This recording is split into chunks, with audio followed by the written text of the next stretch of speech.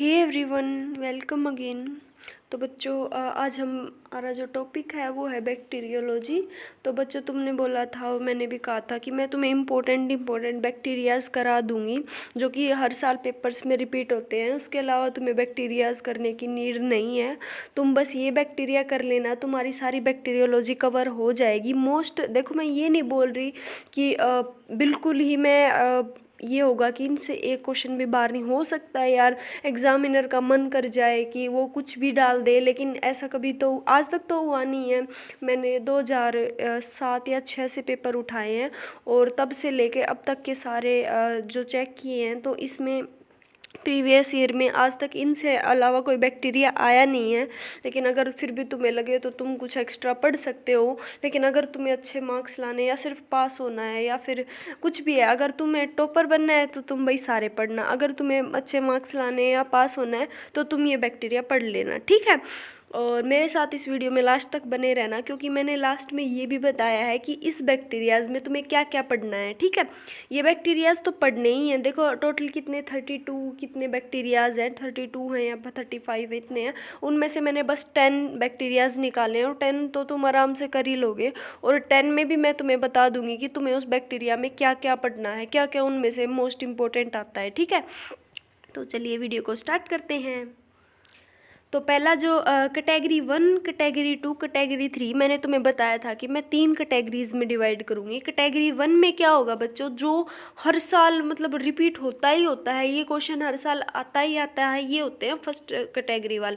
Second category वाले जो 2-3 साल में आते रहते हैं। थर्ड कैटेगरी वाले मतलब जो प्रीवियस ईयर में आए हैं लेकिन ज़्यादा रिपीट कम होते हैं, जैसे रिपीट कम होते हैं। ये जो फर्स्ट कैटेगरी वाले और सेकंड कैटेगरी वाले होते हैं ये ज़्यादा रिपीट होते हैं। लेकिन थर्ड कैटेगरी वाले वे आए हैं प्रीवियस ईयर में, तो हम रिस्क नहीं ले सकते, हमें उनको भी करना है, तो इसलिए मैंने थर्ड कैटेगरी डाली है। हो सकता है एग्जामिनर का मन कर जाए कि वो तो ये वाला डाल दे, ठीक है। तो ये हैं थर्ड 3 कैटेगरीज एज पर। So let's get started from category 1। तो कैटेगरी 1 में क्या है, क्रिप्टोकोकस वाला जो हर साल आता है। क्रिप्टोकोकस बहुत इम्पोर्टेंट है, क्रिप्टोकोकस और इम्पोर्टेंट है, लेकिन इसमें भी ज़्यादा इसका टॉक्सिन्स आते हैं। वो मैं तुम्हें लास्ट में बता भी दूंगी कि इनमें क्या क्या तुम्हें पढ़ना है। बट टॉक्सिन्स क्रिप्टोकोकस के ज़रूर करना तुम, बहुत इंपॉर्टेंट है, बहुत ही ज़्यादा इंपॉर्टेंट है। प्रीवियस ईयर के पेपर उठा लो, हर साल यही ज़रूर आता है, ठीक है। तुम्हारे साल भी आएगा तो तुम्हें ये पढ़ना है, ठीक है। और मेरी नेक्स्ट वीडियो से पहले तुम्हें सारे बैक्टीरियाज याद भी करने हैं बच्चों। मैंने बताने के बाद तुम चाहे 2-2 करके याद कर लो। एक याद किया फिर उसको लिख के देख लो, दूसरा याद किया फिर उसको लिख के देख लो, ठीक है। ऐसे ही तुम्हें माइक्रो पूरी याद करनी है। और तुम मुझे ये भी बताना कि तुम्हें नेक्स्ट वीडियो किस टॉपिक के ऊपर चाहिए, या तो तुम्हें मैं माइक्रो में जैसे काफ़ी डिफ़िकल्ट, तुम्हें पता है फंगाई वाला जो वो है चैप्टर है हमारा, और उसमें एक वो काला अजार वाला चैप्टर है। ये 2 चैप्टर हैं, इनमें से बहुत क्वेश्चन आते हैं। देखो इनमें से मैं फंगाई का तो तुम ये कर सकते हो कि उनमें से भी, हाँ फंगाई में से और एल्गी में से इम्पोर्टेंट ही आता है जो कि इन्फेक्शन है उनका। लेकिन जो वो काला अजार वाला चैप्टर है यार, वो पूरा का पूरा आता है, तो तुम्हें एक भी नहीं छोड़ना, उनमें एक भी इन्फेक्शन नहीं छोड़ना है, सारा करना है। बस तुम्हें जो फंगाई और एल्गी है उनमें से कुछ सिलेक्टेड कर लेना।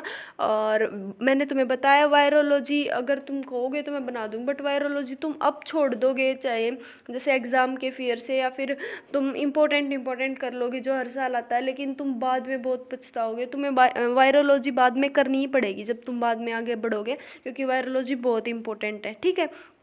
तो तुम अब क्या करोगे, बैक्टीरिया करोगे, वायरोलॉजी करोगे। वायरोलॉजी में एक चैप्टर है, उसमें से कम आते हैं क्वेश्चन, लेकिन आगे जाके बहुत इंपॉर्टेंट है यार।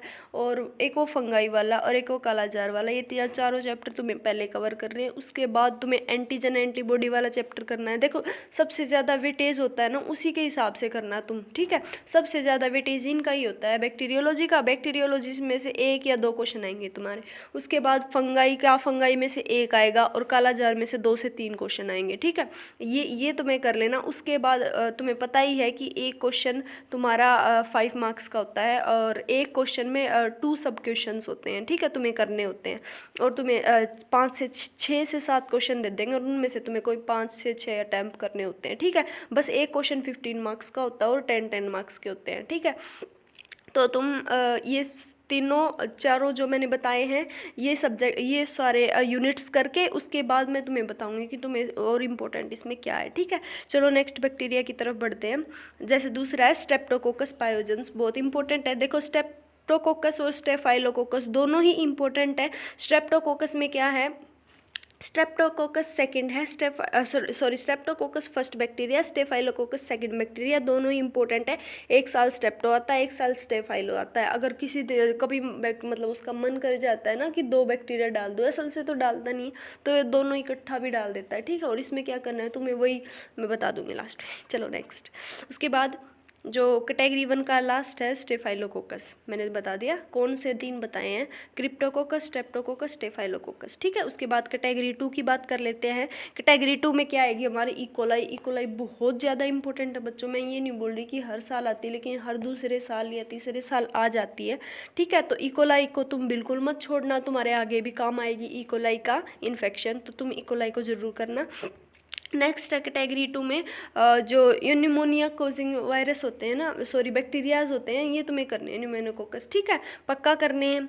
तो मैंने क्या बताया, कैटेगरी 2 में इकोलाई बताया है और न्यूमेनोकोकस बताया है। ठीक है, इसके बताया कैटेगरी 3 में आ जाओ, जो कि आए हैं पीछे, सिग्नेला डिसेंट्री आया है। ठीक है, जो कि डिसेंट्री कोज करता है। ठीक है, जो बैक्टीरिया उसे बताया बच्चों, तुम पढ़ने बैठोगे ना तो तुम्हें बहुत ईजी लगेगा। ज़्यादातर ये कैटेगरी 3 वाले होते हैं तो बहुत ईजी बैक्टीरिया है, तुम्हें थोड़ी सी दिक्कत आ सकती है फर्स्ट कैटेगरी और सेकंड कैटेगरी को याद करने में।